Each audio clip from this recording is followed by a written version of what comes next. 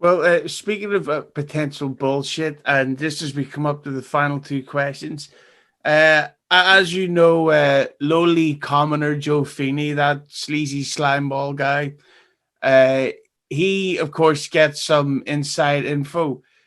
He had been told, I think it was just over a week ago, or maybe 10 days ago, that AEW had signed a contract with a pretty big name from WWE, and that it was either Brock Lesnar or Batista.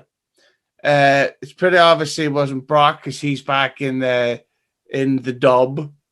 But what is the likelihood of Batista doing any form of business with AEW?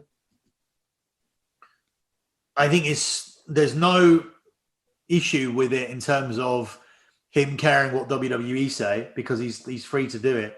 The issue would be the mark mentality of AEW in terms of how does he fit in here. Look, you got to think at the end of the day, right? Someone they haven't signed is Braun Strowman.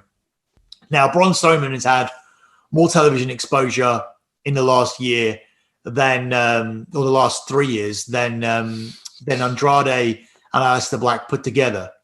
But immediately on anticipating how this fan base would feel about it, they went and made the signings of Aleister Black and Andrade because it would be approved by these Wrestling Observer subscribers.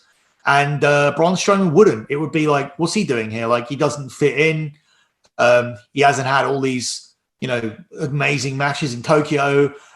So yeah, I mean, where does Batista fit in? How is that going to go down? Is that going to do anything for AEW guys? If he comes in there and beats the shit out of Orange Cassidy, are they going to be happy about it? Or are they going to feel like Orange Cassidy should have won against Batista? Like, you have to look at that side of things. And that's the main issue. It's not a case of any of these guys being totally loyal to WWE. I mean, Brock had an image rights contract, which people don't know anything about, where WWE owned the image of Brock Lesnar, which is it's almost like, in a way, it's like a deposit on getting him back. So it's like, we'll pay you a little bit, just don't go anywhere else. And for that, they can use his face and things in video games, posters, action figures, etc. So they always have the image rights contract down with Brock Lesnar. So he wasn't going anywhere. Batista doesn't have that. Batista doesn't even have a Legends deal. So he could go there. But how would it make sense for AEW? Like, what's it going to do? Your fan base is going to reject it.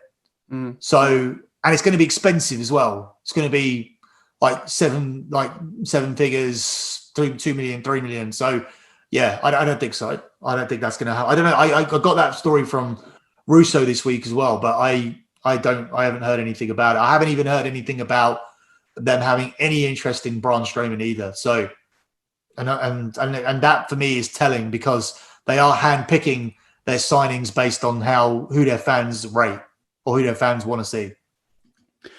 Yeah, and I think as well with Batista is that he's clearly not taking supplements as they're legally called online.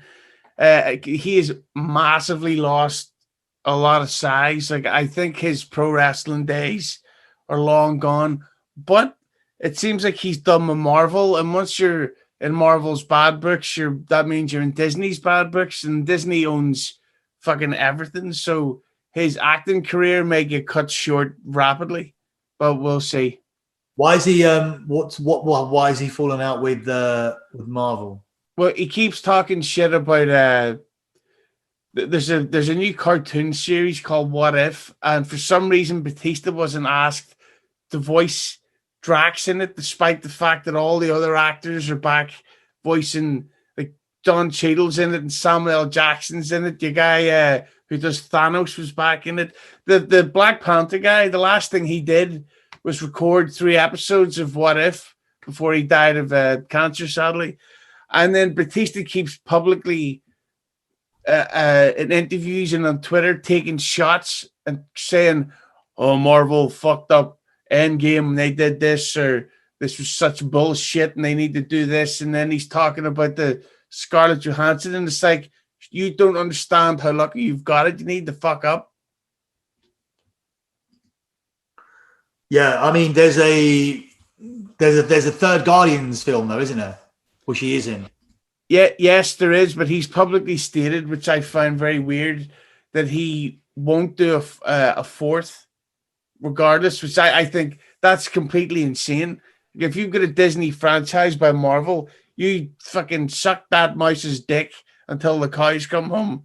I would literally suck a mouse's dick right now to get in a Marvel film, and I think the Batista, especially with X-Men coming, the Fantastic Four coming, like the last thing you want to do is cut the sci-fi out of Marvel. But this is my passionate side coming out. Yay, superheroes! I've got a huge dick as well. But this is the difference between.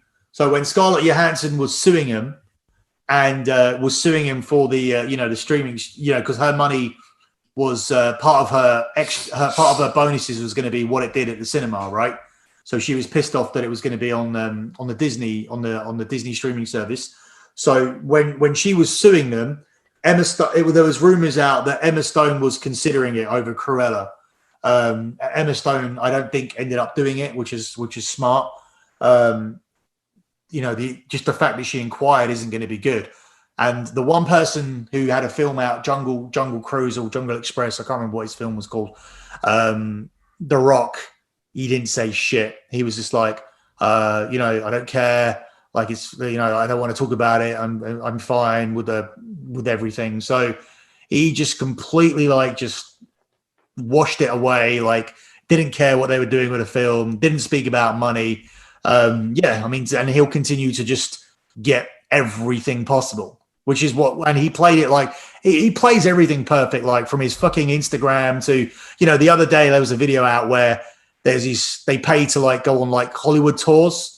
How they pay to go and look at Hollywood homes. I've been on it when I was younger with my parents, and he just drove up next to the tour bus so that everybody could take a photo with him.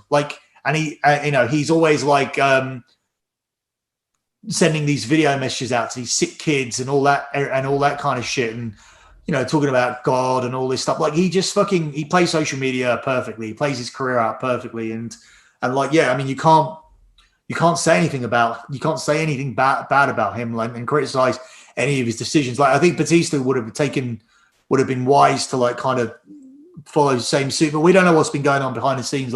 Sometimes people are bitter because they know that they're not going to be used anymore. He'd say, I'm not going to do Guardians 4 because they probably said, we're not using you for Guardians 4, or his contract's up or whatever. I don't know. Normally I find people are talking shit once they think that there's no more money in it for them. Yeah, it's ridiculous.